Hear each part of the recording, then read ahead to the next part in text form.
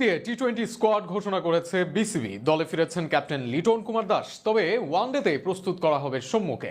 এদিকে টি-20তে আবারও ঝড় তুলতে প্রস্তুত সাইফ হাসান, তবে বোলিং থেকে বাদ পড়েছেন সাইফুদ্দিন। ওয়েস্ট ইন্ডিজের বিপক্ষে টি-20 স্কোয়াড নিয়ে আরো শুনুন প্রতিবেদন। সাধারণত বড় কোনো টুর্নামেন্টে ব্যর্থতার পর নতুন কোনো সিরিজের স্কোয়াড ঘোষণা করা হলে সেখানে থাকে একাধিক পরিবর্তন, কিন্তু বাংলাদেশ ক্রিকেটে নাই সেই বালাই। এশিয়া কাপে ব্যর্থতার পরও তেমন কোনো পরিবর্তন আসেনি বাংলাদেশের টি-20 স্কোয়াডে। ওয়েস্ট ইন্ডিজের বিপক্ষে 3 ম্যাচের টি-20 সিরিজের জন্য চমক ছাড়াই স্কোয়াড দিয়েছে নির্বাচক প্যানেল। ইনজুরি থেকে ফিরছেন লিটন দাস। উইন্ডিজের বিপক্ষে টাইগারদের নেতৃত্বে থাকবেন নিয়মিত ক্যাপ্টেন। লিটনের সাথে বাংলাদেশের টপ অর্ডারে যথারীতি থাকছেন তানজিদ হাসান তামিম, পারভেজ হোসেন ইমন, সাইফ হাসান। দুর্দান্ত ফর্মে থাকা সাইফের একাদশে অটো চয়েসই হওয়ার কথা। সেক্ষেত্রে তামিম ইমনের যে কোনো একজনের জায়গা হারাতে হতে পারে সাইফের কাছে। মিডল অর্ডারে টাইগারদের সবচেয়ে বড় ভরসা তাওহিদ হৃদয় থাকছেন। হৃদয়ের পর পাওয়ার হিটারদের লিস্টটা বেশ বড়।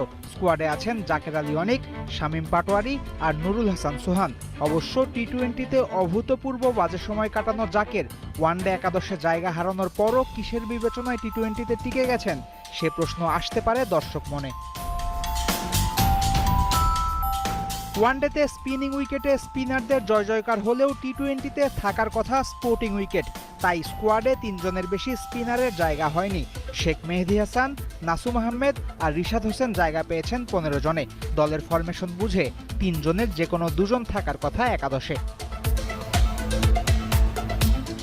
ওয়ানডেতে দর্শকের ভূমিকায় থাকা পেসারদের বড় দায়িত্ব পালন করতে হবে টি-20তে।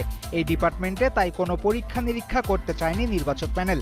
মুস্তাফিজুর রহমানের সাথে তাসকিন আহমেদ, তানজিম হাসান সাকিব আর শরীফুল ইসলামকে নিয়ে বানানো হয়েছে টাইগারদের পেস ব্যাটারি।